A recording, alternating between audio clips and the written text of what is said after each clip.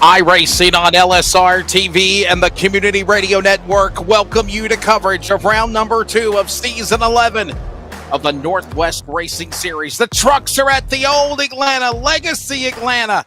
Abrasive track, tires, a premium. They can be used up, chopped up, spit out. Drivers love this place, and we're ready to bring it to you. Welcome to coverage from Atlanta. I am Wesley Outland. Jason Rockefeller is alongside. Charles Wooten is in our broadcast production booth. And Jason, Atlanta, new to Atlanta, old Atlanta.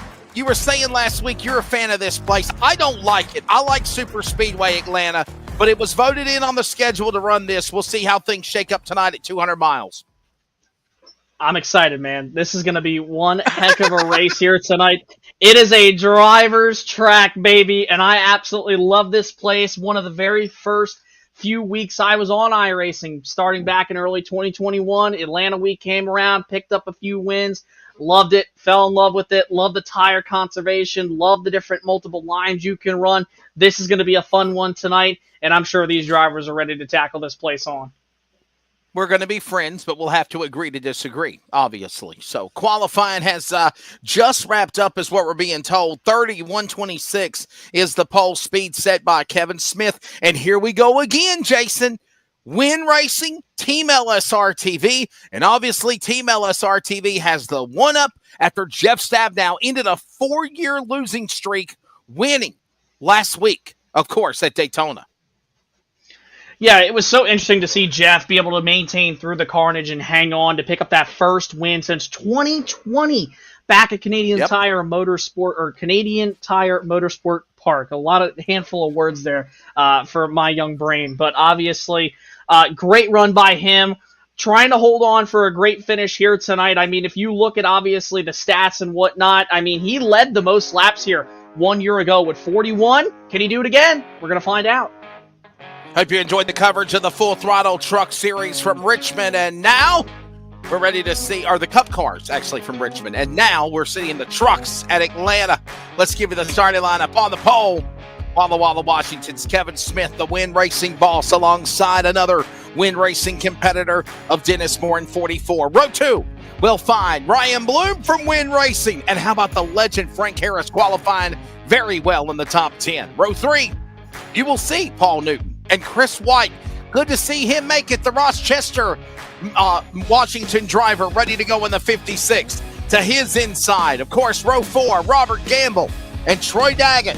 Top 10, Jason, at Atlanta, we'll find Kenneth Garber and the prodigy Ryan Gormley, so close to winning Daytona last Monday night. Top 20, row number 6. There he is, Clifford, Toby Ritters, and Roy Grande alongside him, and the driver of the number 11 machine. Row number 7, Stephen Paulison, last week's winner. Last year's driver with the most laps led here, Jeff Stabnow, the 24. Row number 8, you're going to find Sean Breitzman, who led a few laps here 1 year ago, and Brian Barnes in the number 4. Row number 9, you'll find on the inside Stephen O'Hara in the 41, and former Truck Series champion Tyler King in the 21 car, or truck rather. Row number 10, top 20, Ron Hunter, Brett Johnson, who had a strong run going at Daytona last week. We'll see what he can do here tonight. Moving on to row 11, Tucker Ackerman. That's the new name of the 557. And Dan Lowther. He won here last year at Atlanta in the 63. To the outside, Chris Kynes and Briar Reynolds, 88 and 12. Row 13, William Fletcher and Chad Malik in the 33. Rest of the lineup including Gary Nichols and the Catman, James Vining, the 3-2-1 entry. 30 drivers, Ray Fournier and Scott Hutchinson in the back. There you go. Along with Joshua Cushman, Carl Burke, row 16, and Dana Rogers will tag the back of 33 trucks. Ready to go here at Atlanta. Why is Atlanta such a fun track, the old Atlanta? Why do you like it so much, Jason? What are we going to see for our audience tonight here? Well, just like 1 year ago, Wesley, this track really is like a cheese grater. And I know we say that about a lot of old surface tracks, but no track ever wore out tires more than the old Atlanta. Remember, after the 2021 season, they went to reconfigure the track into a mini mile-and-a-half super speedway. Some drivers loved it. Some drivers hated it. Love the tire wear conservation. Love the different multiple lines. We'll see what these guys can do here tonight. ready to roll in the meat and potatoes of the schedule, as I aforementioned last week. Round 2, Atlanta, underway, and you got a race. It's filling the roar here at the Big A. Let's see what happens with, of course, now the driver, Kevin Smith, leading them into the corner. It's Bloom and Moore right there behind them. The top 3 lit up in blue for some reason. I don't understand that, but anyhow, that's how they are right now, working into the corner as we see Newton working the bottom of the racetrack in 3. Yeah, it is a glitch on our end there with the top 3 scoring pylon. So this is not the playoffs. Don't worry. You haven't missed the whole season. I promise you that. Kevin Smith, though, remember, Wesley, 1 year ago, he won the pole here at Atlanta. Did not finish where he started, but he starts right where he did 1 year ago. Last year, he was one of the drivers to look out for. Finished 6th. Only 3 laps led, though. Can Kevin Smith turn it around and bring home the victory tonight in Atlanta? We'll have to find out. All the while, Kevin Smith out in front, Dennis Moore, followed by Ryan Bloom, 1, 2, and 3. Everyone single file on the racetrack. Look at now this battle with White down to the inside. 77 Harris will follow. All of this working on with Newton as they work into 1. Great battle going on here. Robert Gamble all the way to the top of the racetrack near the safer barrier. He'll battle with Roy Grande down the back straightaway here off turn number 2. You could just see the many different lines. Everybody runs through 1 and 2 all the way to 3 and 4. You want to try to run this bottom here, Wesley. A lot of the talk of what used to be the old Atlanta. Remember, they used to use the term Harvicking because nobody was better at running down below nearly at that apron. The same can be said for Charlotte Motor Speedway, right on that white line where the grip is found the most of, and that is why they called it Harvicking, because nobody ran it better than Kevin Harvick. If you want to save the tires here tonight, you're going to have to run that bottom, run about 70-75% throttle going through the corners, and when you get pointed straight off corner exit, put the pedal to the metal, my friend. But tire conservation is going to be something that we will talk about all night long here in Atlanta. 200 miles, 130 laps, the distance here, as we're right now in the opening handful of laps when they work off of turn 4. Right now, Smith in that top spot, Moore second, then it's Bloom, followed by White and Newton. Everyone is all single file. You don't get back until around the top 20 between Paulison, Brightman, and Johnson, where I start to see a little 2 and 3 wide racing. Now you see Stabnow trying to grit in the top 10 on the Gamble off 4. Yeah, great battle going on there. You see Robert Gamble, we just talked about him all the way at the safer barrier a few laps ago.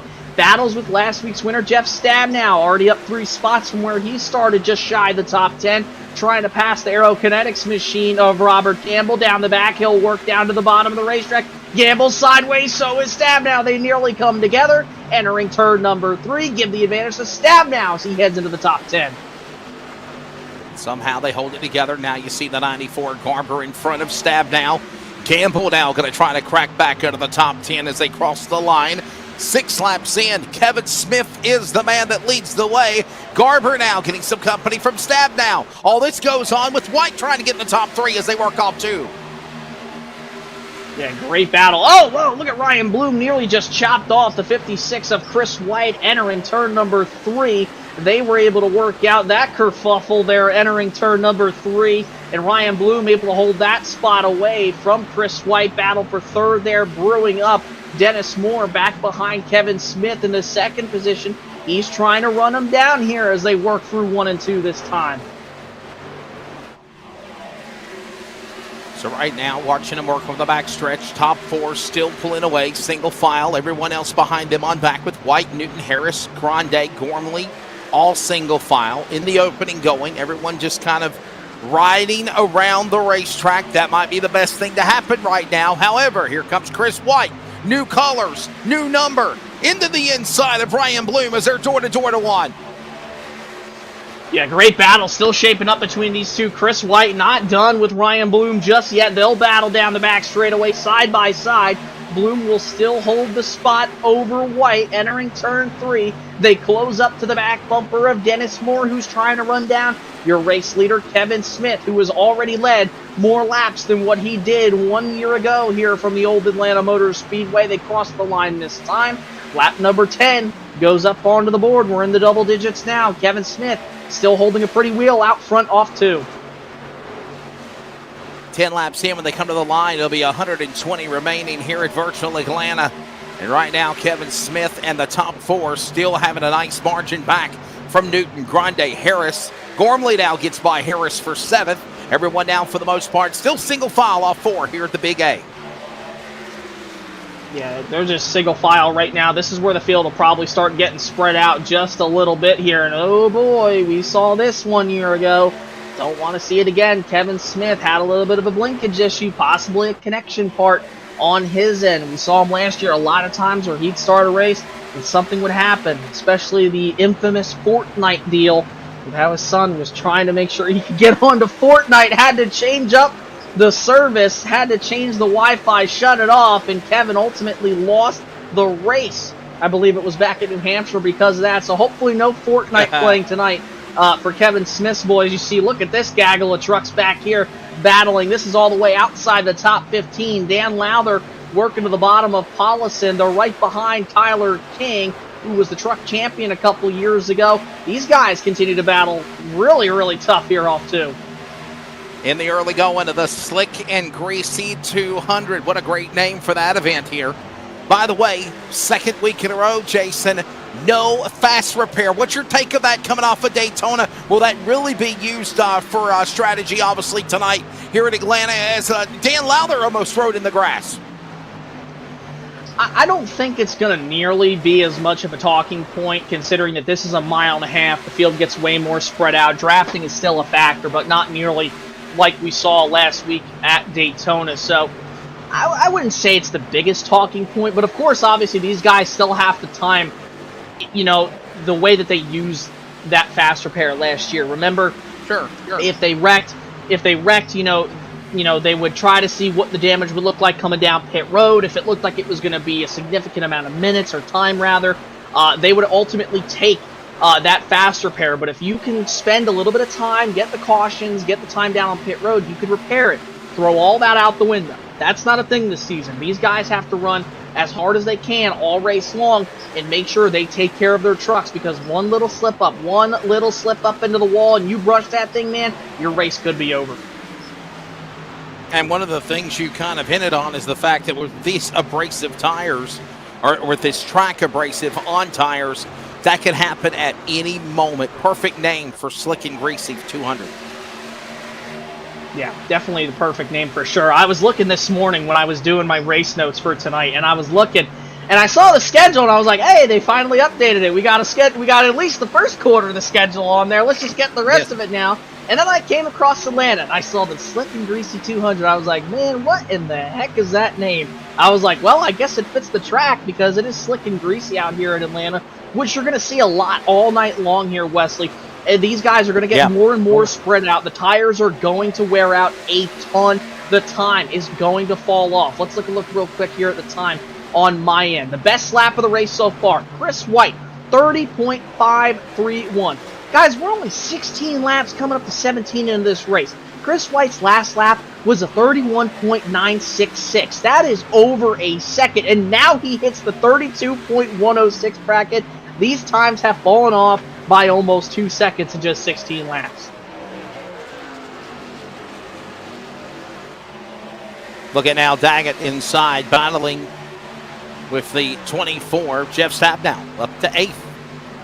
Jeff Stabnow coming off of a win at Daytona that ended a streak that lasted since July of 2020. Last time he went to victory lane in the trucks for the 4-time Daytona winner, 2-time winner of the Daytona 200 last Monday night. What a special race that was. But now, obviously, the good thing is, from all of this, it ended a almost 4-year losing streak, if you will, Jason. But also, it puts Jeff Stabnow in the playoffs. We know he's going to run the minimum races required. He's a full-time guy. He's one of the people behind the 11th season of the Northwest Racing Series for the trucks. He'll be here week in, week out. He's the first guy we know when we get to the end of the road to determine the playoffs, the new playoff format. The 24 will be in. Yeah, and Jeff Stabnow is such a busy guy, but, he is out here. He is wheeling and dealing every week whenever he can. He's got a lot on his plate. Not only does he race here on Monday nights for the Northwest, but he helps manages it. He helps manage LSRTV with us up here in the booth. He has an IT company, or in fact 2 IT companies from what Charles was talking to me. He is a busy man. It'll take him a week, it'll take him a month to reply back to you, but Jeff is always a busy man, staying busy, but he's always trying to have fun on Monday nights, and I can only imagine how ecstatic he was after he got off the broadcast last week after picking up that amazing win at Daytona.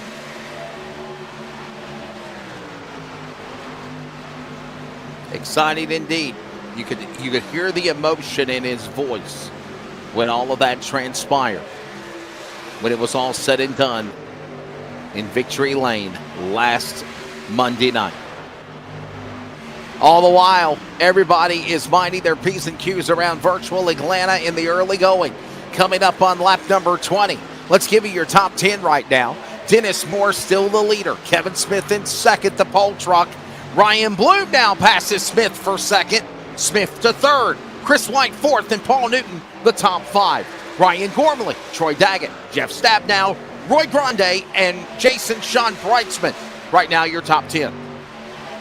Yeah, I mean, you look at the rest of the field, too. And, I mean, you go down Robert Gamble. He's already -4. He sits in 11th. Brian Barnes, O'Hare, Frank Harris, I almost said Toby Clifford because it says that right there on our on our timing sheet. But Toby Ritter's P15 right now. Tyler King, 16th. You got Johnson, Hunter, Pollison, Lowther, your top 20. Then you go to Chris Kynes, Vining, Malik, Fletcher, Nichols, your top 25.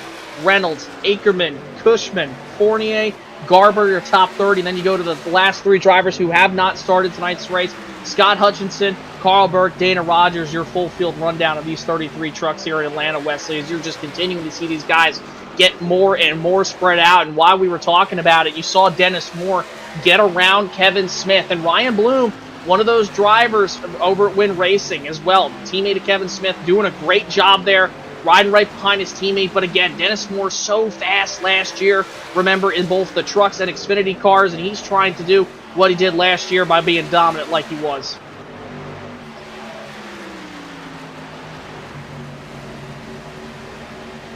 There is Dennis Moore right there in that Chevrolet number 44.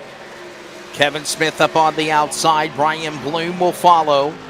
So Moore, Smith, and Bloom, top 3, single file. White, Newton, top 5, as they all stay single file here. Look at this now battle going on behind them. There's Troy Daggett, One Fine Studios entry team, LSRTV to the outside. Stabnow, as well as Breitzman. And here comes Grande now, back behind the 46. As they mark into wall.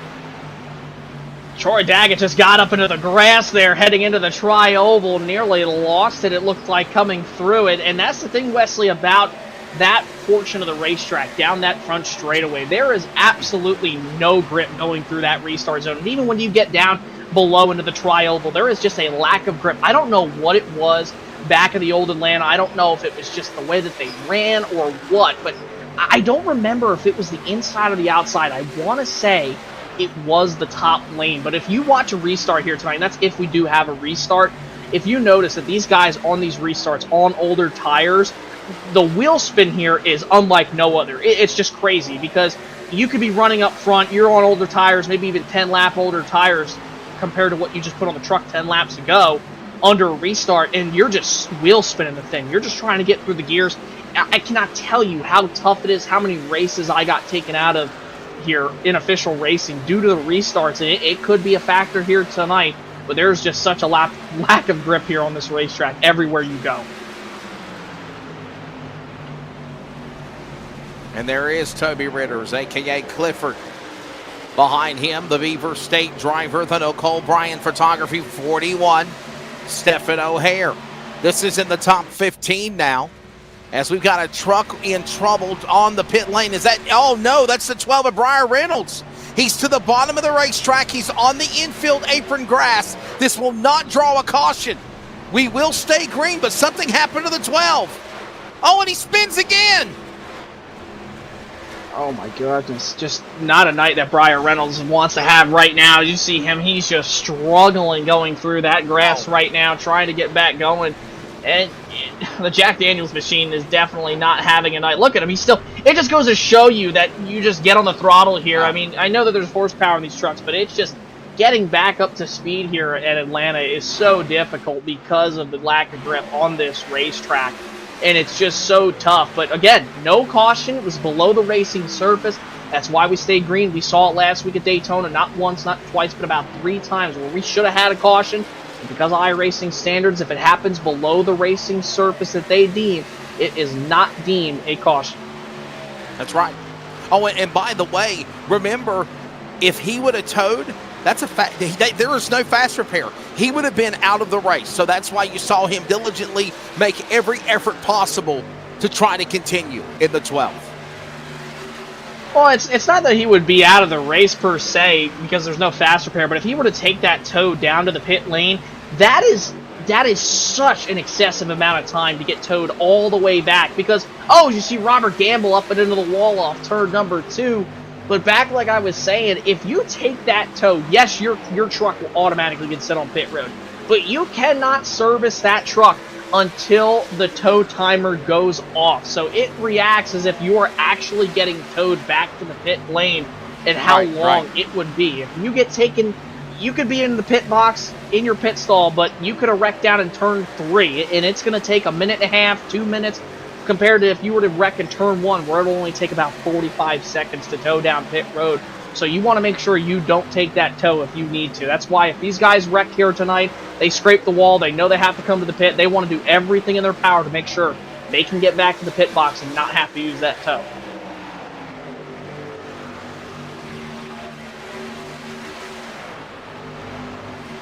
So it's still Dennis Moore, the leader. Grande now in a battle going on. Right there, the 11.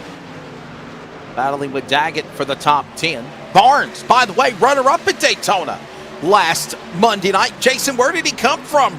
They're wrecking, right place, right time, and in the popsicle number 4, the blue and yellow 4 was there, and the defending, a former Cup Series champion of the Northwest was able to persevere with a second-place finish. Oh, and by the way, he is second in the point standings also.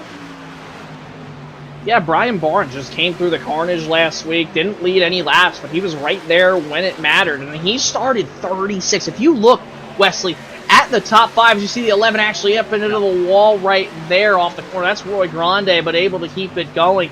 If you look at the top 5 from last week's race, ready for this? Jeff Stabnow, first. Where did he start? 24th. Brian Barnes, where did he finish? Second. 36th starting spot. Gormley, third. Started 33rd. Dan West Jr. Finished 4th. Started 23rd. Troy Daggett started 3rd. Finished 5th. So 4 of the top 5 drivers last week all started outside the top 20. It just goes to show you that Daytona was definitely unpredictable like we probably thought it was going to be. Yeah, for sure. And right now, with 35 laps coming up into it, another lap. Working lap 34, Dennis Moore continues to be the man of the top spot. There's Kevin Smith up on the outside. And, we're starting to see a little slick and greasy with the tires. As you saw him literally dirt tracking the 00 off the corner for the pole sitter. And here comes Ryan Bloom. And that's Win Racing fighting for 1, 2, and 3. And now at lap 35. This has been a great battle for the race lead, just swapping back and forth. Nobody ever really, or neither of these two drivers being Smith and Bloom, able to overtake the 44 truck. Only one lead change so far here tonight, really, and I believe it was when Dennis Moore took the lead away from Kevin Smith. But they've been just doing such a great job, duking it out, being clean about it. They're about to put the number 12 machine here a lap down, I believe, or at least another one. Doing a great job. But Wesley, what's approaching us? Not a storm, but pit stops coming up here pretty soon. I can only imagine these tires can only go so long compared to the fuel run here because of how much this abrasive track surface from the old Atlanta, last scan back in 2008 here on iRacing, really eats away at these tires. You're probably going to see guys coming to the pits within the next 10 laps or so.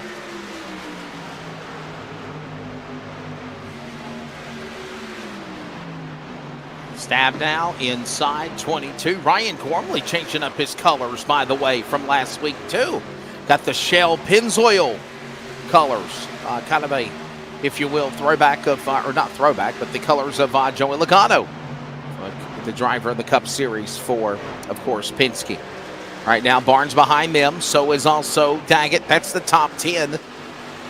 Stabnow just being consistent. One truck after another, Jason, just picking them off and putting them down here as we're under 100 laps to go, by the way.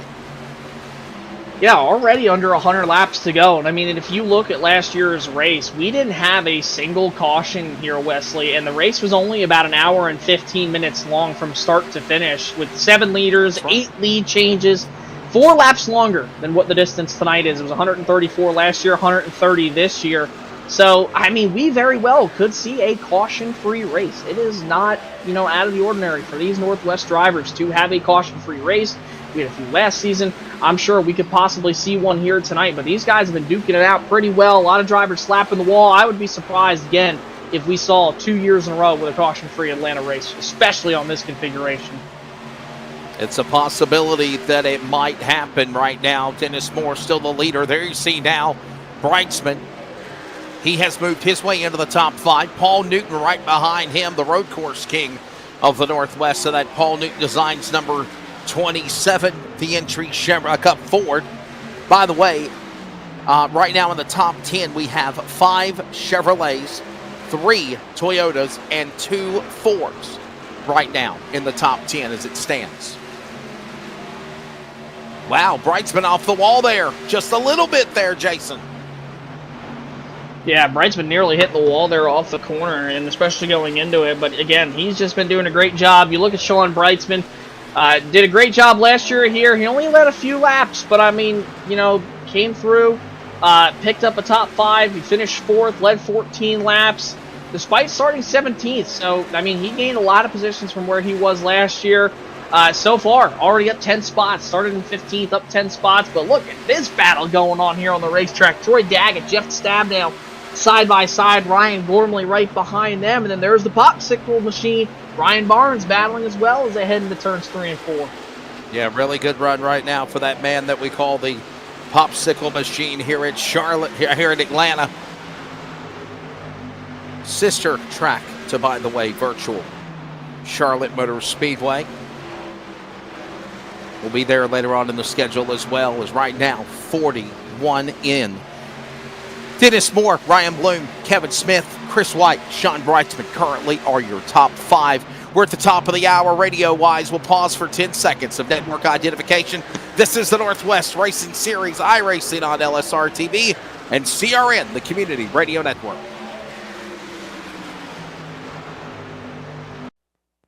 Community Radio Network, WCRN 87.9 FM, Clayton, Garner, Raleigh, North Carolina, USA. We are CRN.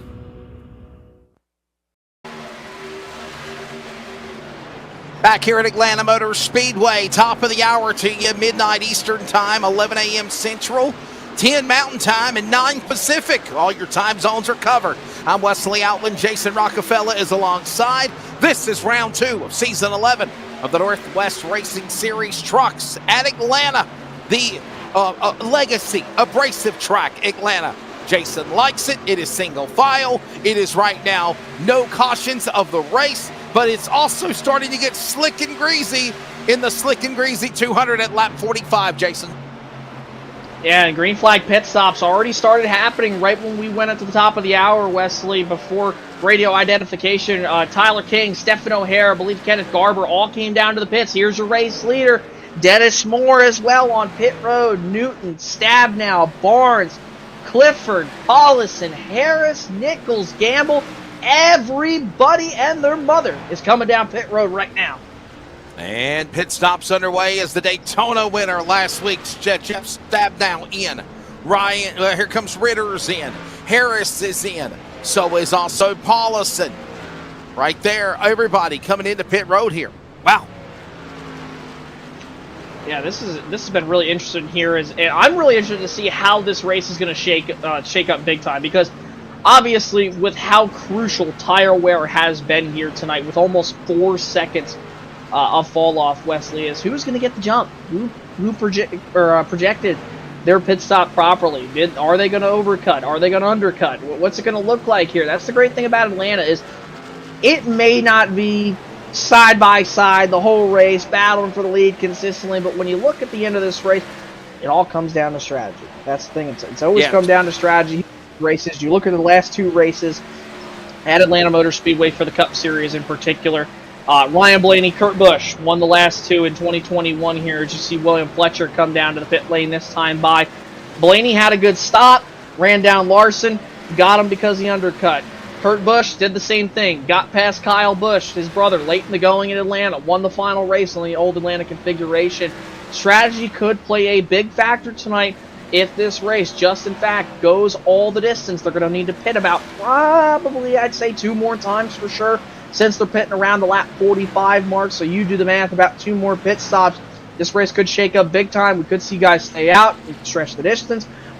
Could see guys pit as so far as 30 laps into their green flag run. We just don't know. This is one of these tracks, obviously, as well. If I'm looking at the shakeup of things here, this event's 130 laps.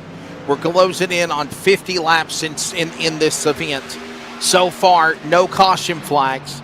We just saw a big cycle of green flag pit stops, and if we do not get any cautions in the slick and greasy 200, as now Ron Hunter is in the grass. Shades of what Brian Reynolds do. He just dropped onto the pit lane maybe a little too prematurely. He keeps it on a straight and narrow as the 30 is on pit road. But as I aforementioned, Jason, before that happened, we could see possibly them coming back down to pit lane between lap number 90, 95, and that's it.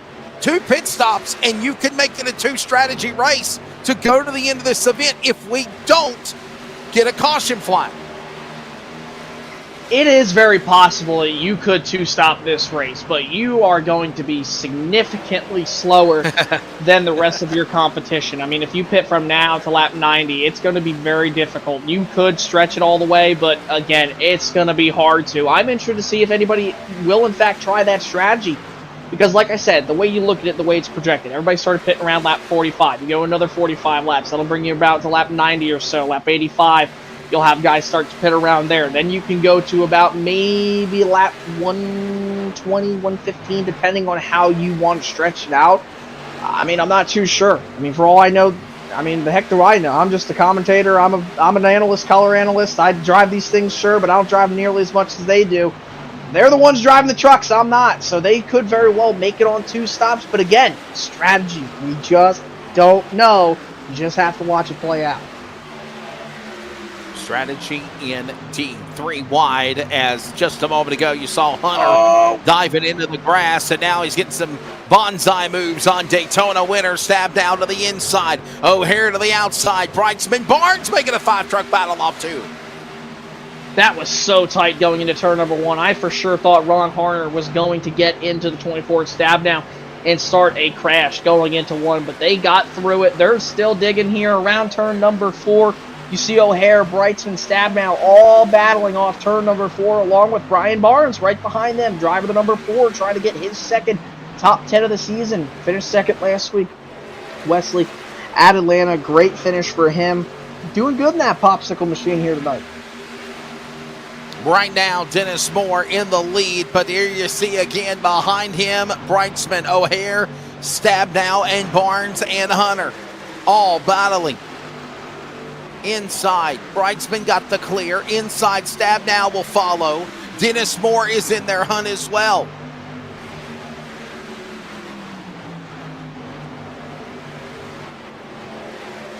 Look at this, man. Inside, outside. No, they get these new tires. They take every advantage. They take every advantage of the racetrack here at Atlanta, Jason. Wesley, they don't take every advantage. They take every dang inch of the racetrack the most as they can, everywhere from 2 inches off the wall to 2 inches off the bottom of the apron. It doesn't matter here at Atlanta. You got to drive this thing. You got to go wheeling and dealing, man. Especially a track like Atlanta that's so difficult on your tires. Also, you know, your arms. I mean, listen, this might be the sim, but this track will work your arms big time. This is a really difficult race, a mentally challenging race for these drivers. I've had my fair share at Atlanta here. Not nearly the amount of laps. Actually, no lie. I did run a race that was about 135 laps, 160 laps here. I ran one of the official NIS races, the NASCAR iRacing Series races here. I ran back in Atlanta in 2021. Wasn't the best finish, but hey, I got through the whole race, so that's all that matters, I guess you could say. But this race for sure will take a lot out of these drivers. 130 laps here is no slouch, and I know it's flying by. We're already halfway through this race practically. 55 laps in, we're just shy of 100. Another 45 laps or so this time by, and we'll be right at 100 laps, and then it'll be 30 laps to go. Next thing you know, it'll be the end of this race. So these guys, they got to pace themselves, but they got to run hard, because you never know when something can happen here at Atlanta, especially with your strategies. That's why you got to time them out. And like I said, it's really challenging physically and mentally on a driver.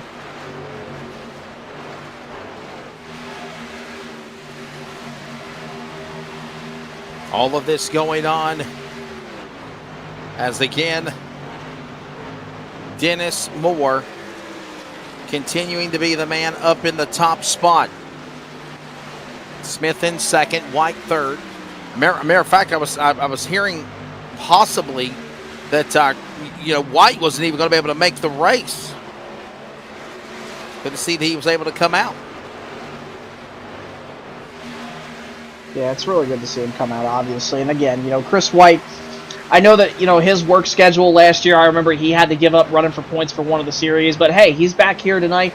I know last week, it wasn't necessarily the run that he probably wanted there in that 56 machine. I believe he led a few laps, but again, just not the night that he wanted. Finished all the way back in the 31st spot. So, I mean, the fact that right now he's running up inside this top 5, it's got to feel good for him.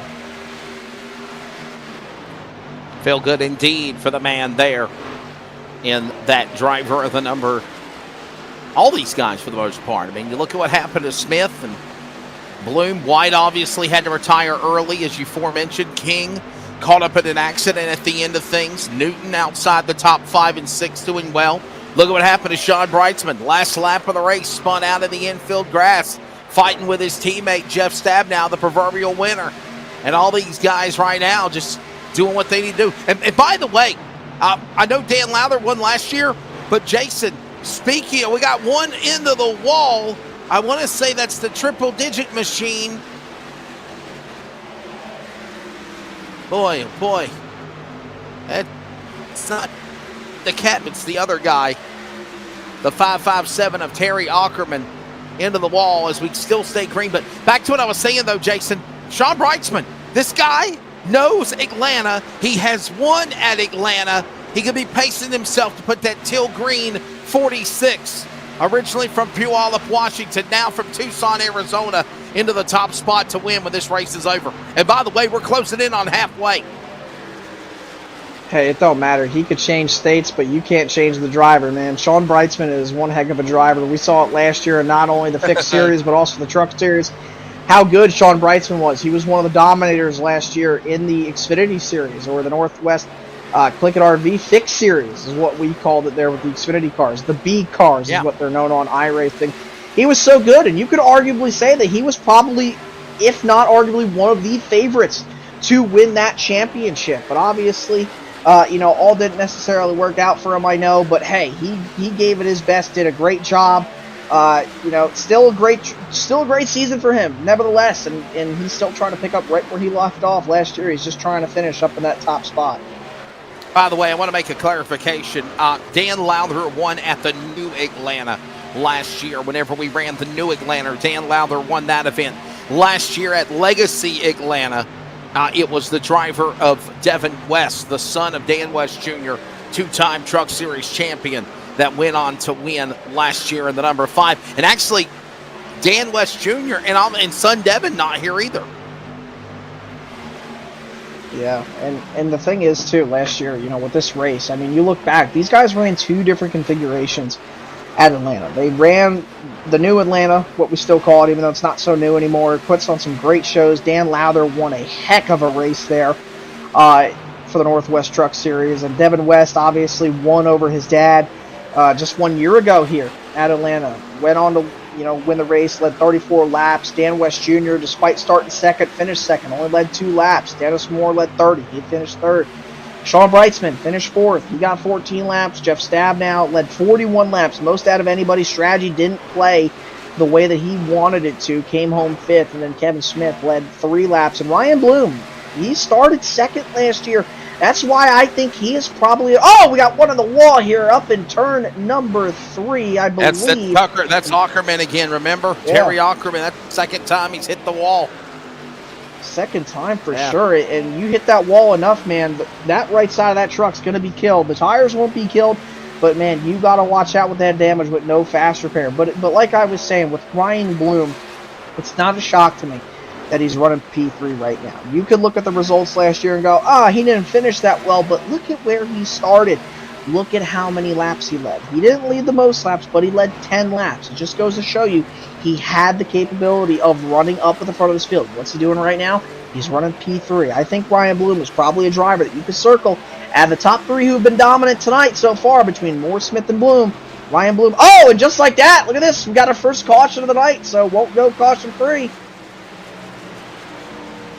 Caution out. First yellow flag here at the Slick and Greasy 200. We'll find the replay of what happened, and it might be Gremlins returning for the Hunter Performance Motorsports number 30. And is that is that Stab now? Yes, it is. And head into the inside retaining wall is Ron Hunter.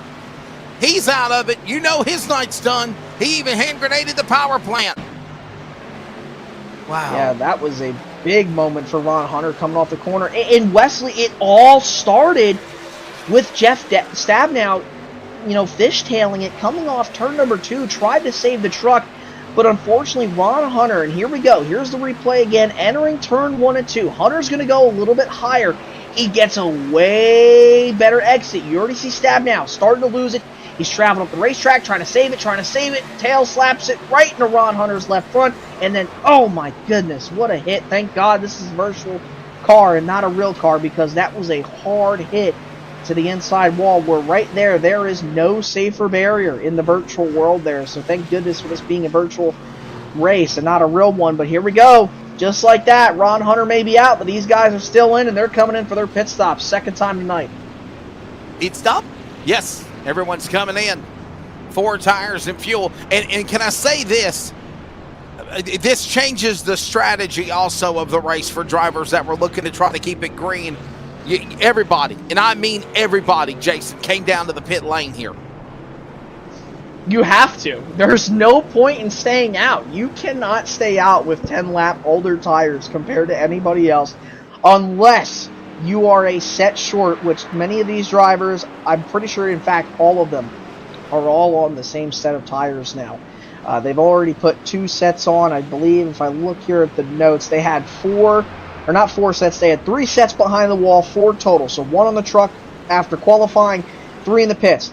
That's already 2 sets gone, Wesley. These guys only have 1 more set left. So how will you use that last set? They're still going to have to pit 1 more time now that they pitted here on lap 67 to take 4 fresh Goodyear Eagles and fuel. So that remains with 1 stop remaining. How will you use those extra set of tires? We're going to have to find out. So, everybody coming down to the pit lane, getting acclimated to get reset. Ready to see who took tires, fuel, and ready to go back at it again. Approaching after halfway, by the way, here in the Sleek and Greasy 200. 100 miles in, and the first caution coming out after contact with Daytona winner last week of Jeff Stabnow for the 30 of Ron Hunter.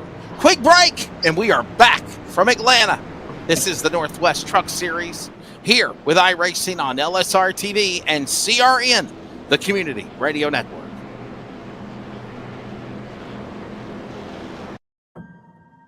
Years of speed, 10 years of stories. For the past 10 years, we've been more than just spectators. We've been the heartbeat of local racing, growing alongside the tracks, drivers, and fans who make it all possible. From the dusty turns to the checkered flags, we've shared every triumph and every challenge, making memories that last a lifetime.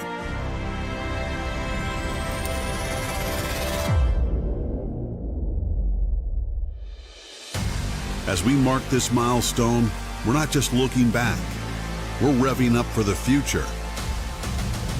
We are expanding, bringing you even more racing, more coverage, and more ways to connect with the adrenaline-fueled world we love. Our commitment to the local racing community is unwavering, and the next chapter promises to be our most exciting yet.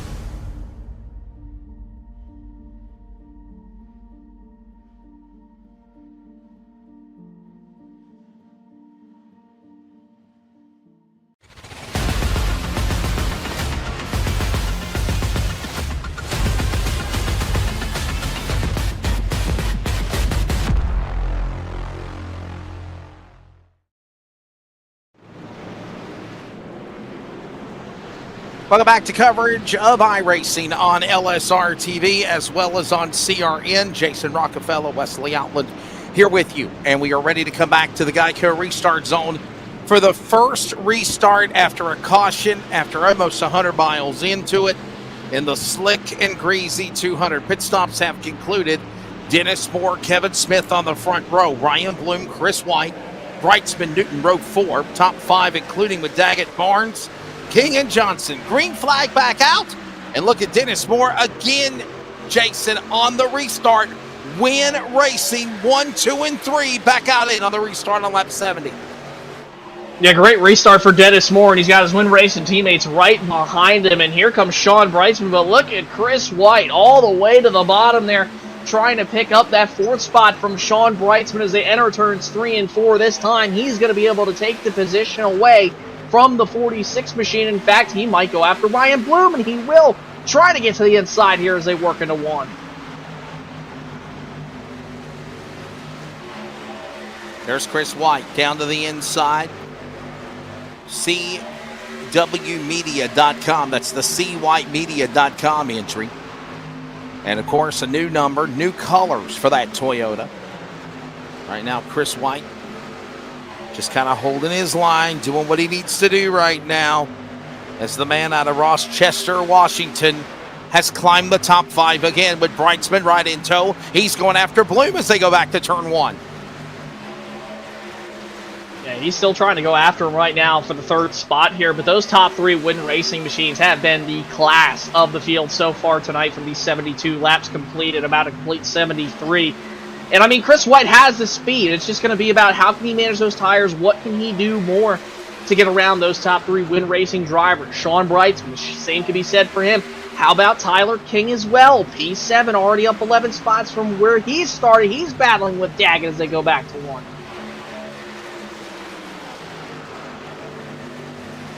There you see Bloom trying to run down Dennis Moore. While that goes on, Dennis Moore trying to reset everybody. Single file in tow into 3 and 4, and they're going to try to run back down Kevin Smith.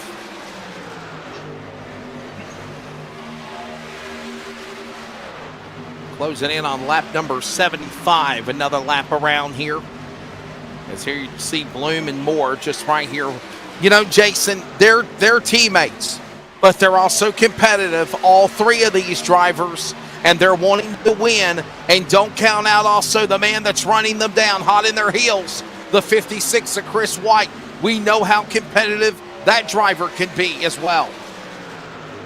Yeah, again, just doing a great job maintaining in that 4th spot. But whoa, look at this great battle. 2 by 2 almost there throughout these machines. That's Sean Brightsman battling with Paul Newton down into 1 and 2. Tyler King all the way up at the top of the safer barrier, exiting turn number 2. And this looks almost like a new Atlanta race between these drivers. Down the back, oh, look at Tyler King just able to slide right down in front of that 99 of Daggett entering turn number 3. But some great action going on as they head off turn number 4. Still 2 by 2 by 2 by 2 again. By 2. And here comes now everybody still staying 2 by 2. And here comes now Brightsman threading the needle from the outside to the inside, making a move on Newton. Behind them, they try to go 3 wide. Daggett opens the door to the inside on King. Heck of a move by Sean Brightsman to be able to thread the needle, go from top to middle to bottom, and he very well is going to pick up that position. Almost makes contact with Paul Newton going through the tri-oval. And I tell you what, Wesley, with these guys battling as hard as they are letting the leaders run away. Chris White back from the leader by a second and a half. He's in fourth. But these guys, Paul Newton, the leader of this pack, back by 2.5 seconds as they work back to turn number 3. Still 2 by 2 by 2.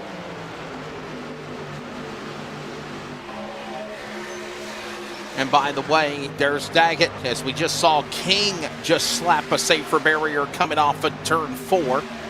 Somehow they hold it together 2 by 2 again, and we're not done. They're up the racetrack going back to 1.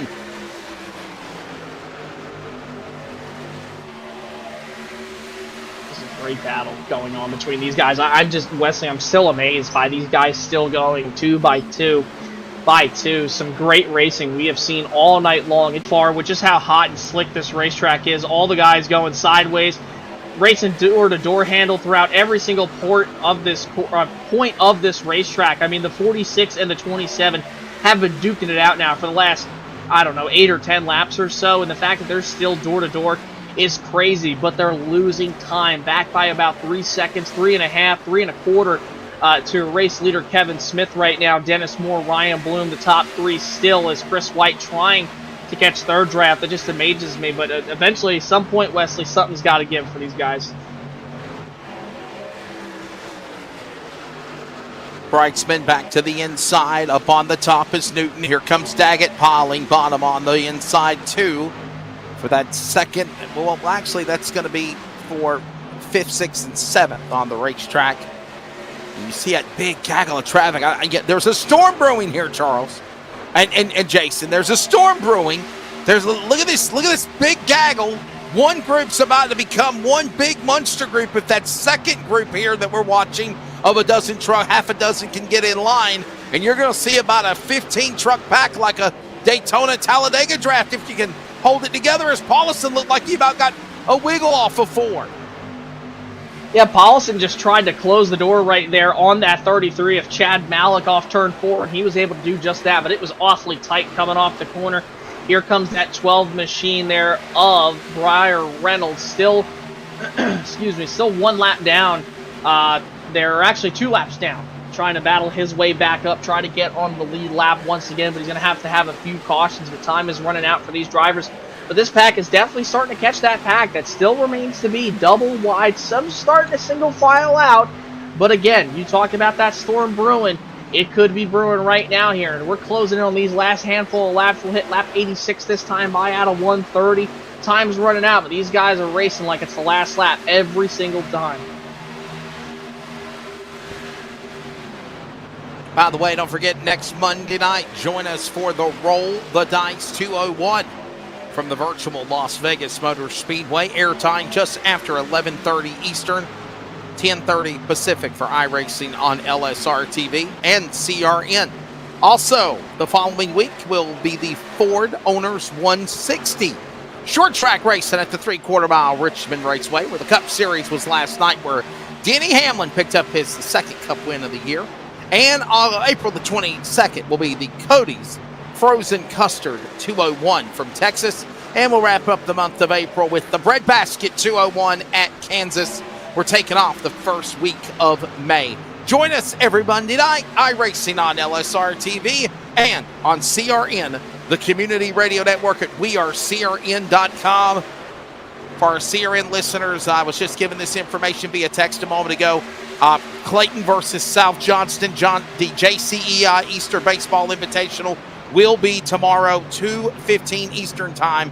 And then the championship game, which I've just been given a text, Cleveland, if you're tuned in on CRN on the radio, will be taking on the Midway Raiders. We'll have both games 2:30 and 7 p.m. Eastern tomorrow night. And right now, Johnson and King battling door-to-door. Following that, Jason's going to be Newton, and followed Barnes on the outside. Gormley can't decide whether to go high or low, and Stabnow's loose off too.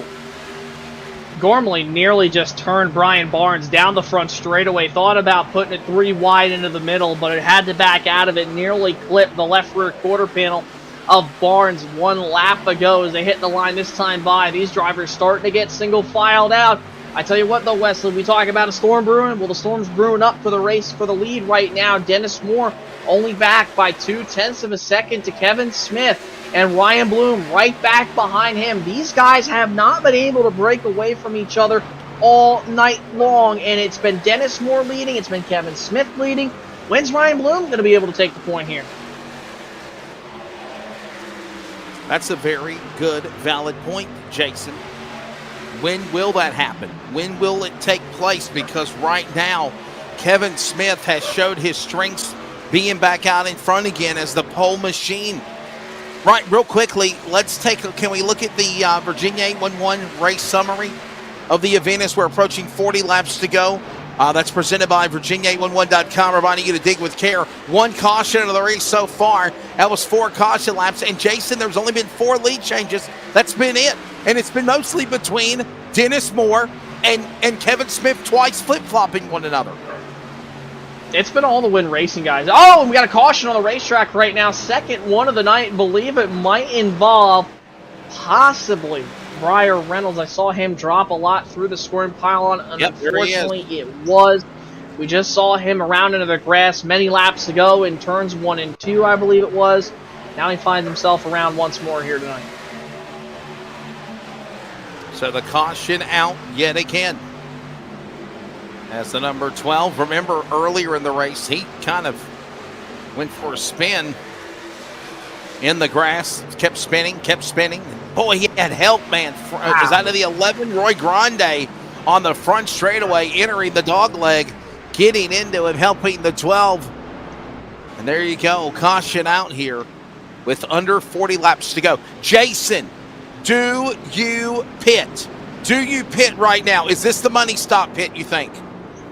You gotta. I don't think that you can wait and bank on another caution to try to make your way up through this field. I mean, with everybody who is still on the lead lap, with everybody being competitive, it's going to be tough. I mean, if you're me, if I'm Kevin Smith, I'm definitely coming down. You've gone a significant amount of laps since you last pitted. You see them coming down right now. Last time they pitted was back all the way, I believe, many laps ago. So you have to come in this time for sure. And you see them doing it right now. Here they come. And I mean, everybody is on pit road. There might be a couple of guys that have actually stayed on the racetrack, but for the most part, they've all pitted. It looks like maybe guys like Tyler King, Stephen O'Hare, Paul Newton did not pit, but everyone else has come back out. Yeah, this is going to be really interesting to see because I'm looking at the pit lap counter right now. King, O'Hare, Newton, all those guys, drivers of the Fords, they all last pitted at lap 67. These guys pitted at lap 92. So my guess is, Wesley, these guys up at the front are going to have to bank on a caution. But the thing is they're nearly 30 dang laps on older tires. You're not going to be able to hold off this field for sure. There is no doubt about it. All right, crew chief, I may not be Larry Mack. I'm not America's crew chief. I'm America's unknown crew chief here on the sim racing world. But I tell you what, that is a bad call. I don't like this call out of Tyler King, Stephen O'Hare, and Paul Newton. There is nothing you're going to be able to do, fellas, against these guys who are going to have nearly 30 lap pressure tires compared to you. Oh, and by the way, this is going to be the first time tonight, like I had mentioned earlier, where we're going to have guys on significantly older tires. And I said it was 10-lap older tires when I gave the scenario. This is 30-lap older tires. They're going to be restarting at the front of this field, coming into the restart zone. How will this stack up the field? Will they stack up? Will they wreck? We've seen a ton of wrecks on the sim world and in real life with older guys with older tires. I just don't like this call. I don't think it's going to get them very far. We'll definitely have to keep an eye on it and watch it and see how it all shakes out. By the way, as I mentioned, next week, round number 3 will be at, of course, Las Vegas Motor Speedway. Texas, Kansas, besides Richmond. Jason, the next 4 out of 5 weeks, counting tonight, are intermediate racetracks, and they're mile and a halves. And I think we could definitely see some exciting racing. We could see a driver jump out and really show, what they can do this year. You know, you kind of mentioned last week Daytona was the wild card, as it always is in super speedway racing, but now the meat and potatoes of the schedule begins tonight at Atlanta and onward next week at Vegas and Richmond and so forth. Yeah, they just had a nice Easter dinner probably the other night, if they did in fact celebrate. But now they're going to be eating all week, every single week on Mondays here. You're going to have to buckle up. You're just going to have to settle in. You're going to have to try your best. It's a long way to November, obviously. I mean, for right now, we only have a portion of the schedule. I'm not too sure what the full schedule looks like, at least on my... what in the world just happened to the 8 machine of Gary Nichols there? I just saw him up and into the grass going into turn number 1 all the way at the bottom of the racetrack, so I don't know what happened to the 8 machine. But, I mean, besides that, I mean, Wesley, like you mentioned, this is the meat and potatoes of the season. You have to get going. Daytona kickstarts the season, like we mentioned earlier last week. But this is where the season really starts. You have to find out how good you are against these other drivers, who is fast, who is not, what teams are going to look to be dominant, who's got the best handle of the truck. There's so many factors that go in all season. Again, it's a long, long, long road to November.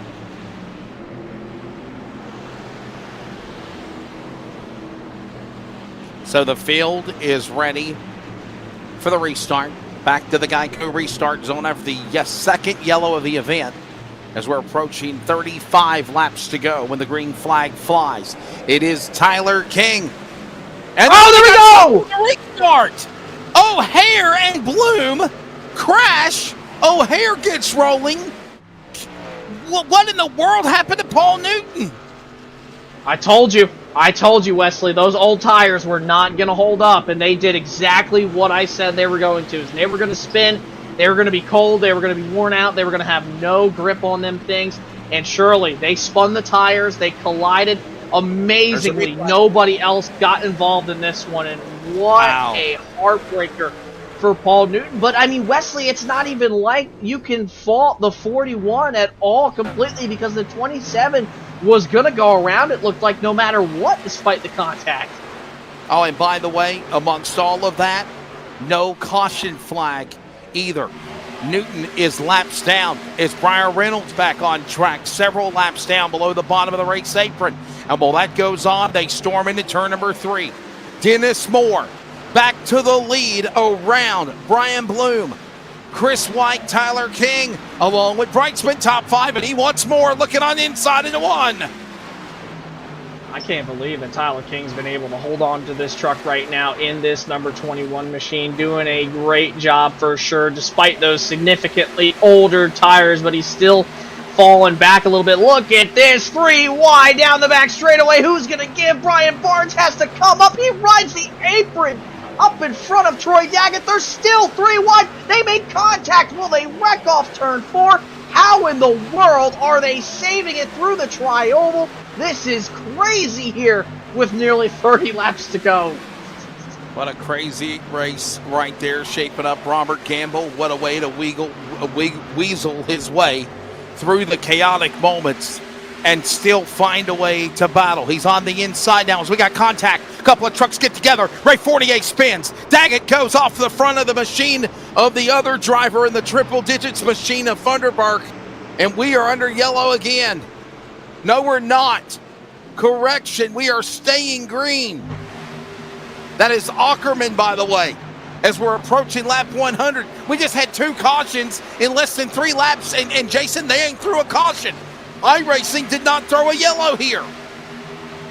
And again, it happens below the apron. That is why there is no yellow, and when they got sorted out, they were already pointed straight, no caution thrown. It'll be 30 laps to go next time they come by. Amazingly, this race is still green despite the chaotic restart we've had, and ever since then, it has just been absolute chaos. But look at this, Wesley. Looking up at the intervals at the front of the field, Chris White is looking to get around Dennis Moore in the 44 battle for the lead. Here comes White to the inside in the 3. The Rochester, Washington driver was possibly going to miss this race. He messaged me this afternoon, and he said, "Hey, Wesley, guess what? I'm running Atlanta. My schedule allows me to. And he wants to win in Atlanta. Here comes the 56 down to the inside. Battles Dennis Moore. They're door-to-door and triple digits are on the scoreboard. Great battle going down into turn number 3, but that time Dennis Moore able to close the door on Chris White. Now White has to settle back in, gather himself back up, and try to charge back for another run at the 44. He has a great entrance through the tri-oval, tries to go to the top side. Can he get the momentum off corner exit?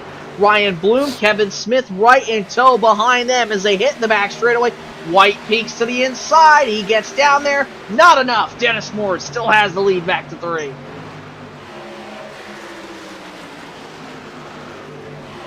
And that's going on with another great battle for the lead. Continues. Moore on the outside, gives plenty of room to White. This time they make contact. Moore slams the safer barrier. White to the lead. Bloom will power to the inside by. So will Smith. Win Racing, Dennis Moore in the wall. Chris White to the lead of the back straightaway.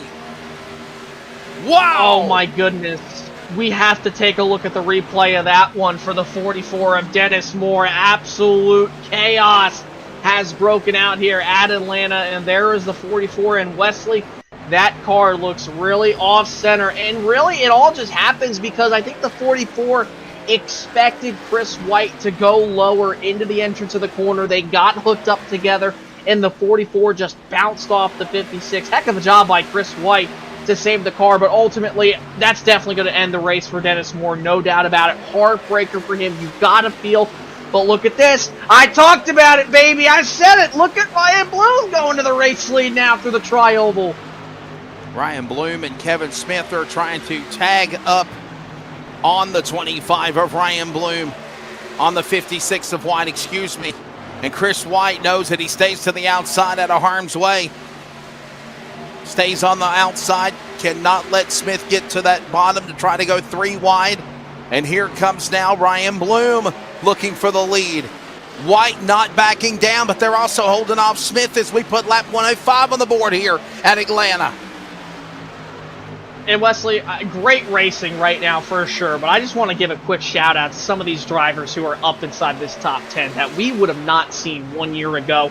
Look at Brett Johnson, P5, 15 spots from where he started. Chad Malik, 6 plus 20 from where he started. William Fletcher, 7th plus 18 from where he started. Oh no, Ryan Bloom. What is going on with Ryan Bloom? He's into the wall. He's got damage.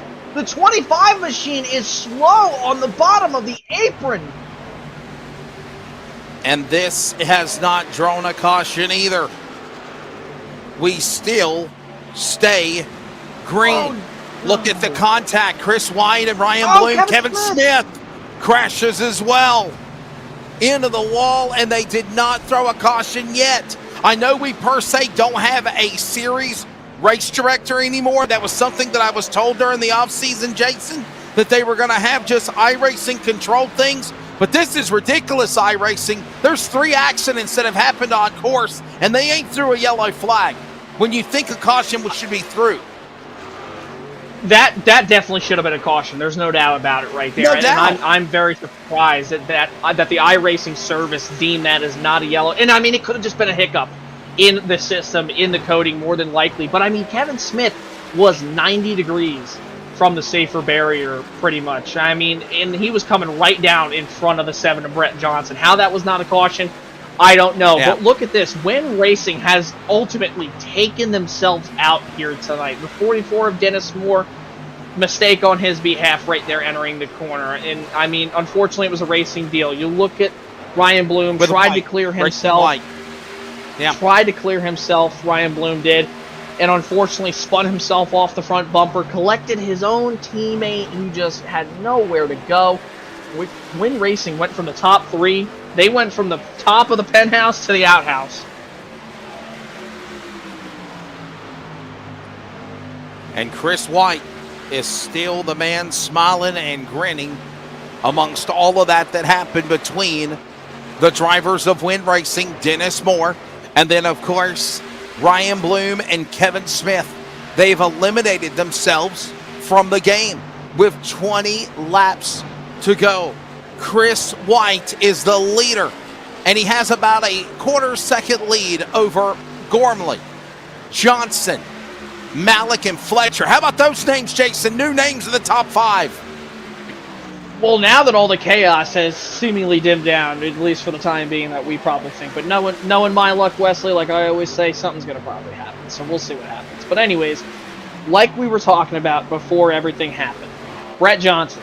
Guys we wouldn't have saw in the top 10, top 5 last year. Brett Johnson, 17 spots from where he started, 3rd. Chad Malik, 22 spots from where he started, 4th. William Fletcher, 20 spots up, 5th. And then you have a driver like Dan Lowther, 14 spots up from where he started. He's 8th. Oh, and by the way, the legend Frank Harris, who was really strong at the tail end of last season, sitting 7th right now. So it just goes to show you there are a lot of drivers who we normally wouldn't talk about last year up in the top 5, top 10. They've shown some speed here tonight for sure. Closing in on 17 to go. And right now, Chris White is under attack by Ryan Gormley. Gormley on the bottom, looking inside. White gives him plenty of room. Door to door. Here comes the Shell Pennzoil Chevrolet to the lead. What a move by Ryan Gormley to take the race lead. And look at him. He's got damage to the left front of that truck. So that truck isn't even at its full capability of what it could do. Oh, and look at this. Caution on the racetrack right now. And boy, oh boy, I'm looking right now, Wesley. These guys have already pitted 3 times.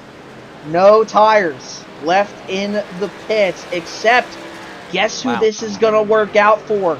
Guess who this is going to work out for? Stephen O'Hare, Tyler King, Ray Fournier, drivers who have already... Well, I just said that Tyler King's done. And look what happened. Finally, Terry Ackerman, who several times slammed the safer barrier into another driver, the 21 of King. Man, oh man. Jason, do you pit or do you stay out now? Is track position more important than tires? You got or no if tires. You got more new sets come in. You got no tires. These guys already pitted. They've already taken their 3 sets of tires. There's no more left. I mean, Chris White might have to come down because, oh, no, he's just faking. He's just playing games. But here comes Chad Malik to pit road. He probably wants to top it off. He's already pitted 3 times, unless he has a set behind the wall that we don't know about. But drivers who didn't have another set, drivers who did have another set, Dan Lowther, Ray Fournier, Stephen O'Hare, Tyler King as well, but he was just in that last caution flag, so it's not really going to play a factor. But this works out for Stephen O'Hare. He was the only one who maintained what he was doing despite the contact. This is going to work out, Wesley. This is going to be a heck of a finish here remaining, because you're going to have the top 8 drivers, as far as we can see, are on old tires. Chad Malik, it says he's pitted 4 times. If you count the 3 times, I don't know if he just had to take that set, if he had another set behind the wall. So sure, it's a possibility. Sure. Ray Fournier just pitted as well. Who else was I talking about? Stephen O'Hare, Dan Lowther as well. This is going to be a sprint to the finish. If you're a guy on old tires, boy, oh boy, you better hope and pray that those guys don't catch you. Should be an exciting one, as everybody has pitted that needed it, and it'll be under 15 laps to go when we get back to it here at the Slick and Greasy 200 at Virtual Atlanta. Let's take a break, and we'll also go to the top of the hour as it is quickly approaching. We'll pause for 10 seconds of network radio identification. This is iRacing on LSRTV and CRN, the Community Radio Network.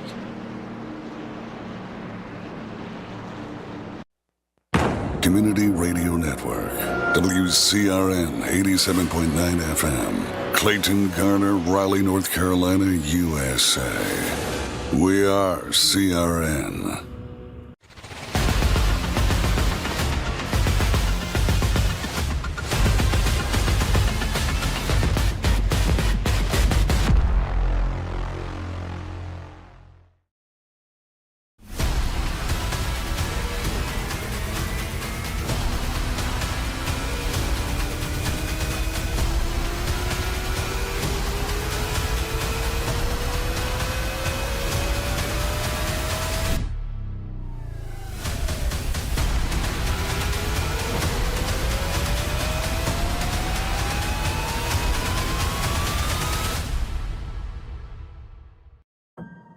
10 years of speed. 10 years of stories. For the past 10 years, we've been more than just spectators. We've been the heartbeat of local racing, growing alongside the tracks, drivers, and fans who make it all possible. From the dusty turns to the checkered flags, we've shared every triumph and every challenge, making memories that last a lifetime.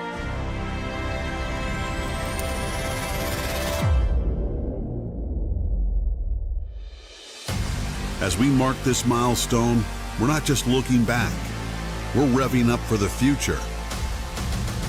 We are expanding, bringing you even more racing, more coverage, and more ways to connect with the adrenaline-fueled world we love. Our commitment to the local racing community is unwavering, and the next chapter promises to be our most exciting yet.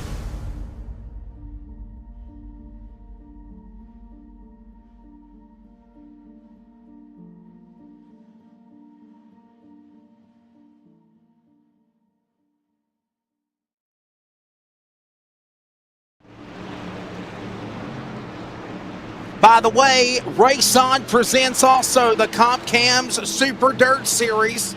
They're sanctioned by Dirt Car Racing. Obviously, I work with the World Racing Group, and they have a doubleheader this weekend. Friday night, April 5th, Poplar Bluff Speedway.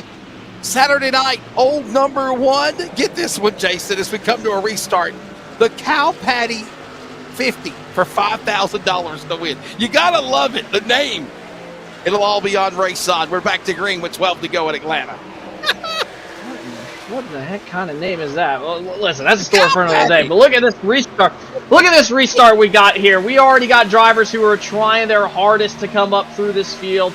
You got drivers who are double wide. They don't have a lot of time. Look at Sean Brightsman. He just hit it at lap 115. He is flying through this field. Wesley, look out. The Brights Boutique machine trying to come to the front.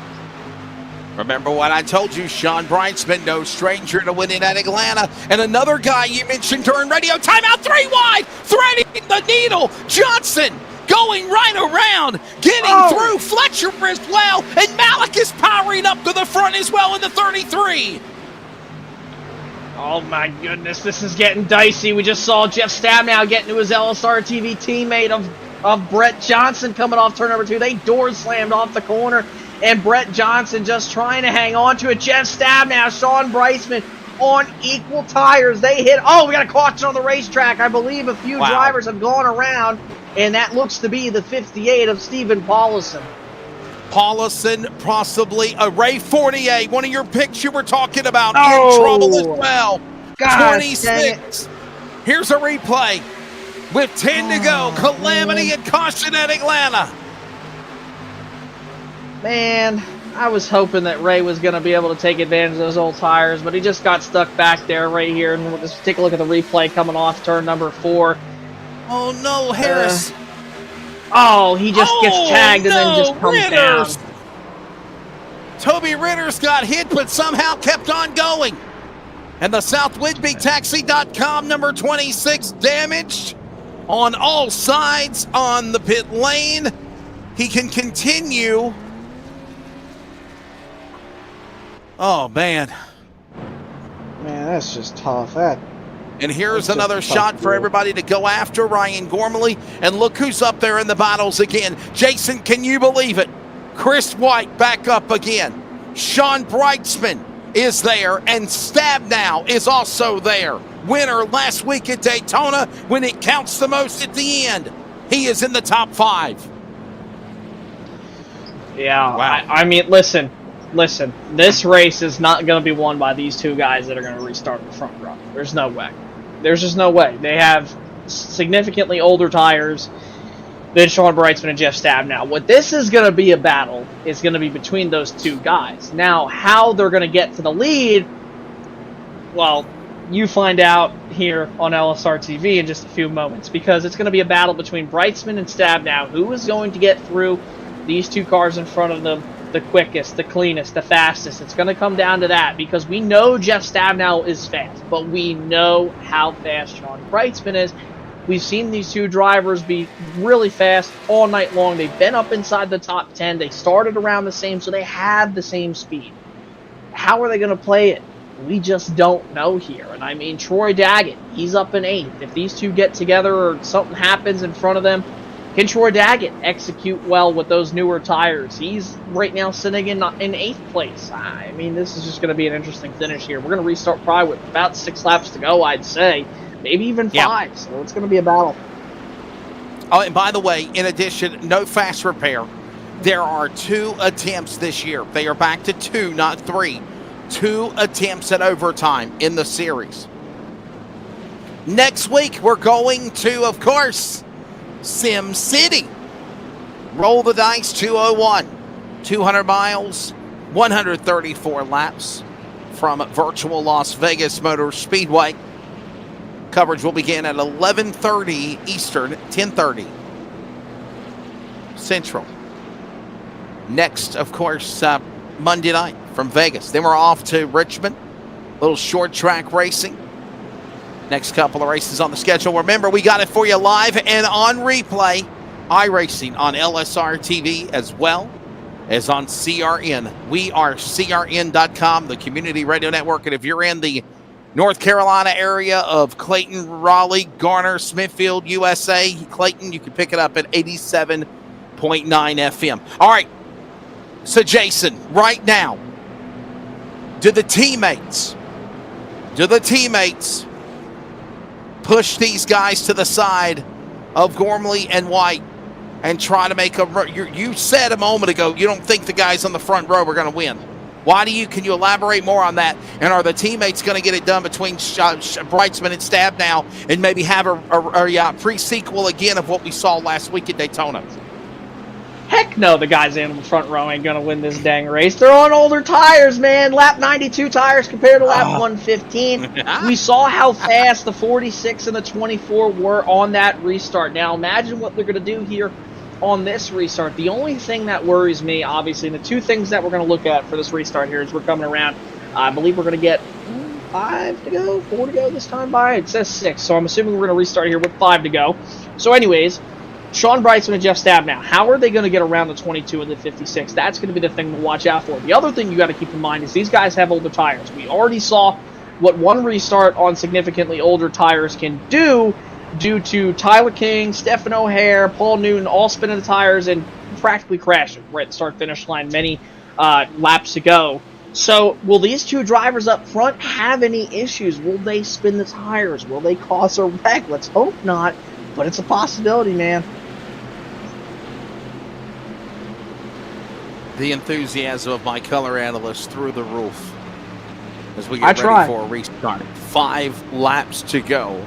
And what I thought was going to be kind of a very long, lengthy snooze fest, green flag run, has turned into cautions after cautions. Real quickly, Virginia 811 race summary as we approach with 5 remaining. How many cautions now? Is it 5, 6, 4? Okay, 4 cautions. It's been a good one, though. The second half has not disappointed. Ready to go in Atlanta. Old tires versus new tires. The cliche of bringing a knife to a gunfight is about to happen. As you see Chris White fall by the wayside, but Gormley is hanging on down to the bottom. Brightsman follows along with Stab now, and they're going to run each other and smother them up as they work the backstretch. Here comes the cavalry behind them. Brightsman inside into 3. Man, Sean Brightsman's got to get clear of this 22 really quickly, Wesley, because here comes Jeff Stab now, and he clears the 22. Now what does Jeff Stab now have for this 46 of Sean Brightsman? He's over him by about 3 or 4 car lengths. They got that one driver, Ryan Gormley, in between them. What does Jeff have that he can throw at this 46 here with just 3.5 laps to go? He's closing in. Just don't know if it's going to be enough, but we're going to find out. Contact in the back there between, of course, man, was that White, Barnes, Daggett there with Fletcher? Somehow they hold it together. And here comes now Brightsman, Stab now, Gormley. 1, 2, 3 at Atlanta. 3 to go. Leaders of Team LSRTV leading to 1. Great battle here for the win. The question's going to be, who is it going to be? Guess what? Jeff Stab now, fastest lap of his race, fastest lap of the race. Last time around, 30.350 to Sean Brightsman's 30.508. Jeff Stabnow, a guy who hasn't won since 2020, picked up the win last week at Daytona, trying to go for 2 in a row. Here we go. 2 laps to go. Stabnow right there as he works to the outside and won. The penultimate lap of the race underway. Stabnow inside, trying to make a run down to the outside on Brightsman. And we got a truck spinning below the apron. It is O'Hare in the fence on the inside pit lane. Meanwhile, the leaders go to 3. Oh, man. Here we go, Wesley. This is it. They're wrecking behind him, but guess what? They're going to get back to it. White flag is out. 1 lap to go, presented by CRN. What does Jeff Stabnow have for this 46 machine? He's going to have to throw everything, including the kitchen sink, at Sean Brightsman if he wants this one. The CRN 1 to go. More details at wearecrn.com. We're having some graphic issues show it, but meanwhile, here comes Sean Brightsman. I think Stabnow's returning the favor from the spin at Daytona last week. A man that dominates at the big ATL. It is Sean Brightsman, winner of race 2 of the year, here in the slick and greasy 200. Sean Brightsman, another win in Atlanta. Stabnow will settle for second. Team LSRTV on fire in the liftoff of 2024. Wow, what a battle between these two. Great etiquette by Jeff Stabnow to allow his teammate to run hard for the victory, but also not really get into him, not run him too hard. And oh boy, I already know what's coming. Y'all know what's coming. Sean Brightsman's going to try to celebrate his victory, but he's going to get this Northwest Salute high five. Jason, you remember last week when we talked to Jeff Stabnow, you heard him say amongst his celebration, he felt that little. He felt very little that him and Brightsman made contact, and he took his teammate, his friend, out into the infield grass. Though it was a racing move, as Dennis Moore just laid the lumber on Brightsman's number 46.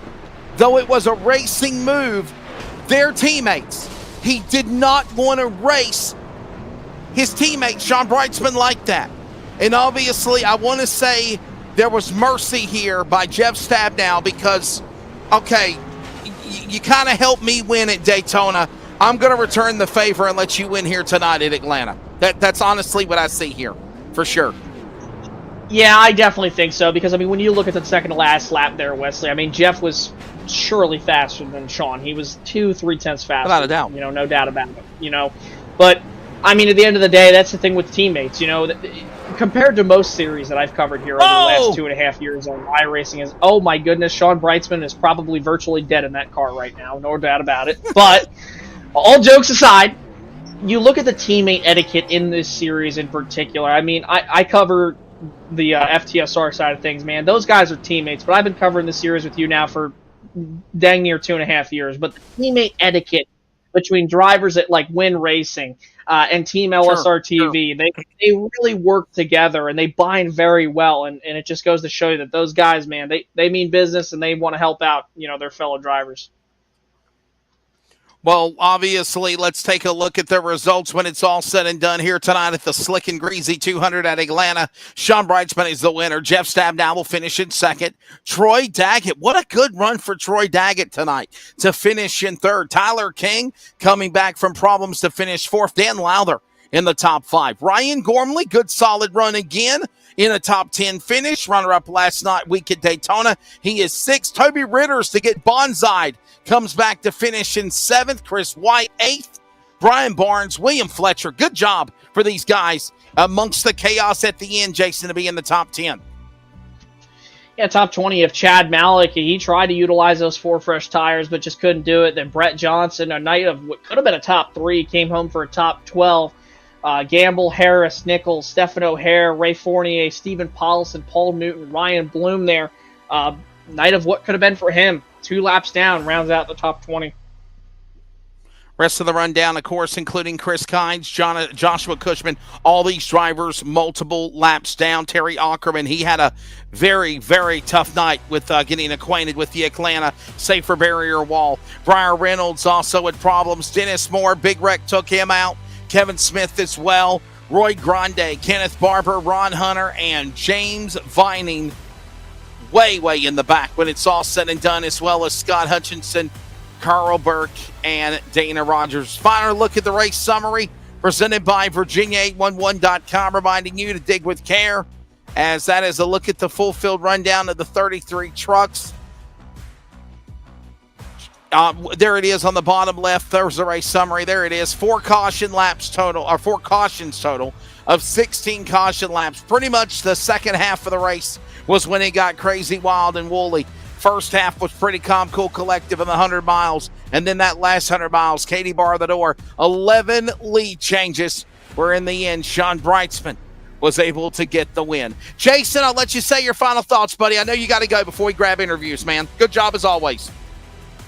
Yeah, man, I appreciate it as always. What a night here tonight in Atlanta. Great time. I'm really excited to see what next week brings for these drivers. I mean, listen, it was really a night of what could have been for Win Racing, and they all took each other out pretty much, or at least got involved in incidents late in the going. They're going to have to rebound next week better than ever.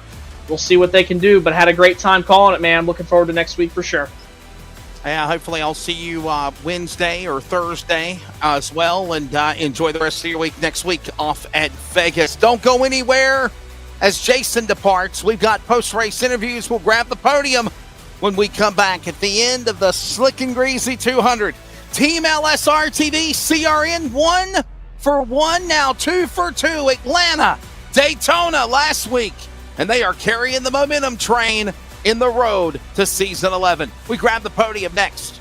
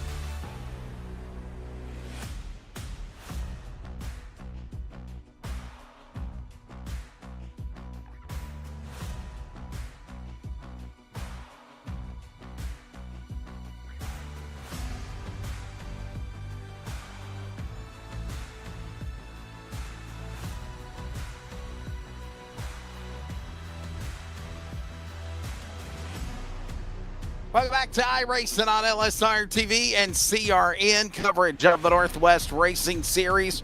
Roll on into season 11.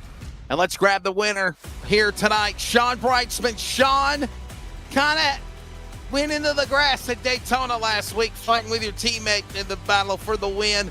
Obviously, you're up in front. Obviously, Stabnow's truck did look quick. But, man, you held him off. A place you like to win at very well, Atlanta. What you taking tonight? Congrats.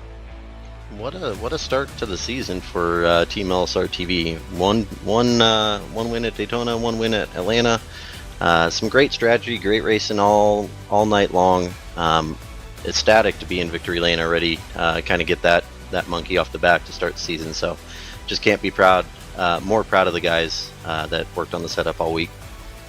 Do you like this Atlanta or do you like the new Atlanta, Sean?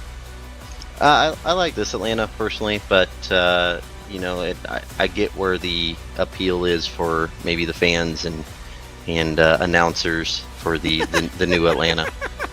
Right. Hey, let's go back to the ranks, obviously, and we'll segue this into thanking your sponsors. When did you know that you had the truck? Because you kind of struggled at first. Was that layman's terms planned to hang back the way you did and then strategize to get to the front, or did you have to kind of work on the handling and such to get back to make the winner's circle? We didn't really work on a call set, so we kind of went in there last minute with the call and figured we were going to probably call top 15-ish or middle part of the field. So really it was just about running around, kind of learning the truck a little bit and seeing what it needed for the end run. I don't think we were the best truck out there. I knew we had a pretty good piece when we started driving through the field there in that first green flag run. But I know we didn't have enough to catch Win Racing up there. They were on their own pace, as well as Chris running a pretty good pace as well. So we kind of had to go off strategy to make this win even possible, and the cautions had to fall for us, and the wrecks had to happen in order for this to even be possible. That's what makes racing great, though. Different strategies, different ideas.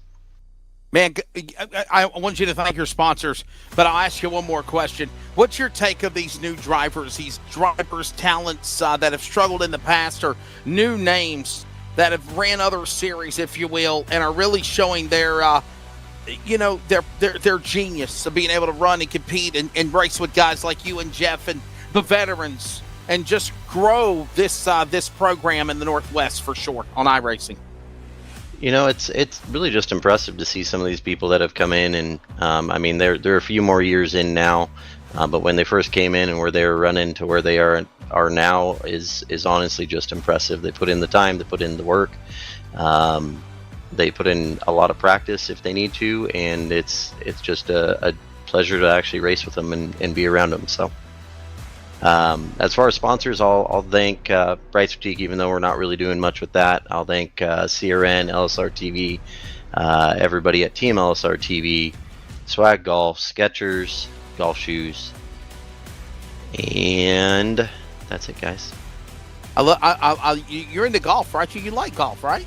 Man, I love golf. Golf's almost more important than this sometimes. There you go. There's the thoughts of course, the driver of Mr. Sean Brightsman. Winner tonight, 2 for 2 for Team LSRTV CRN after Daytona and Atlanta. Let's go to the runner-up. And speaking of the Daytona winner, Jeff Stabnow. Jeff had some problems when the race started. Kind of fought your way back through the field strategy-wise. Me and Jason were kind of saying this, man. It just seems like you hang back like a possum, if you will. The possum Jeff Stabnow. I see a new nickname coming on, maybe, because right around the end, you crawl back to the front.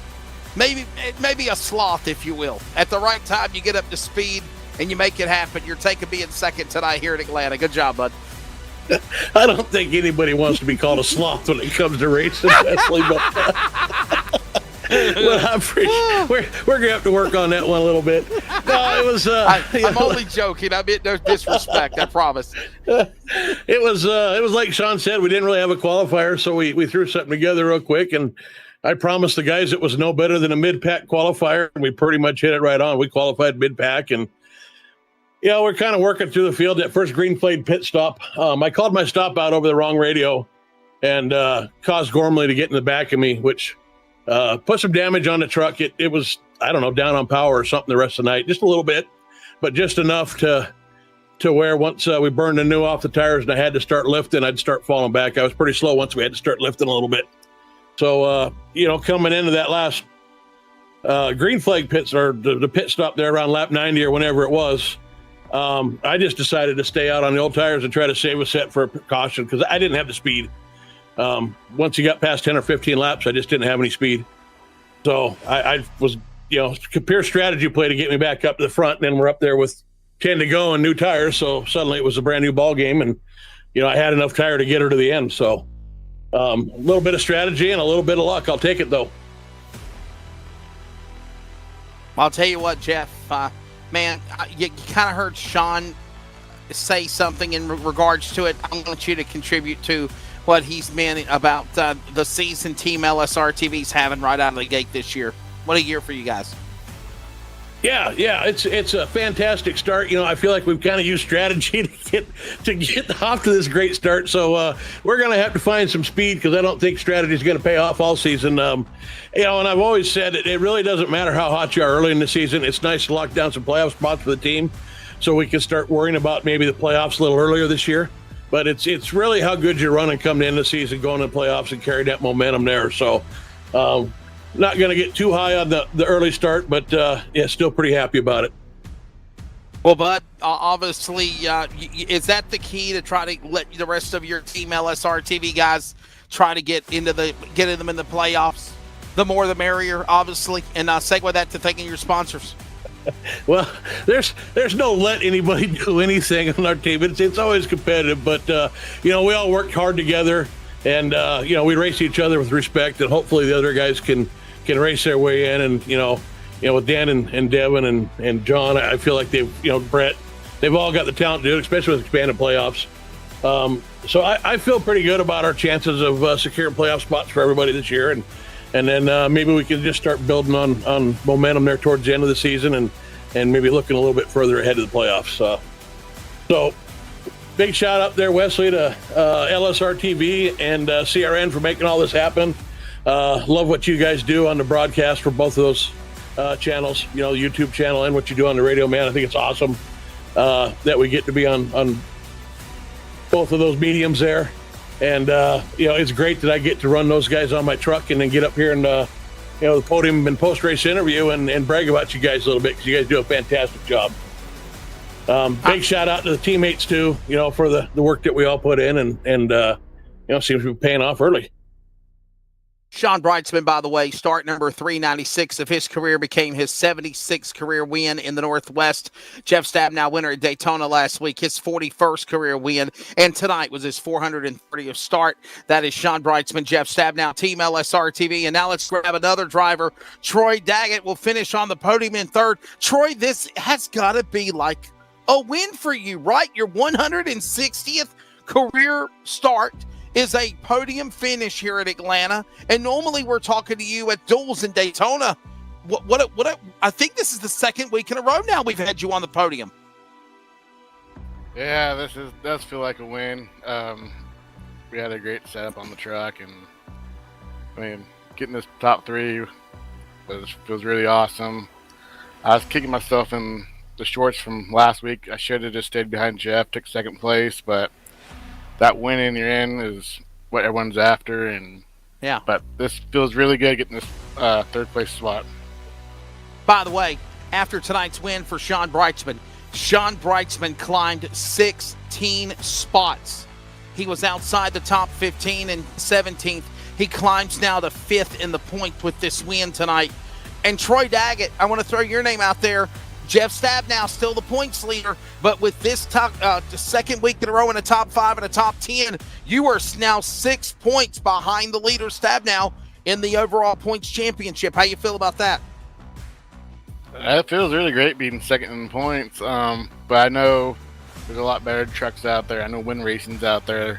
They'll eventually start clicking off some wins and gaining a lot of points, but right now this is really awesome being in second in points.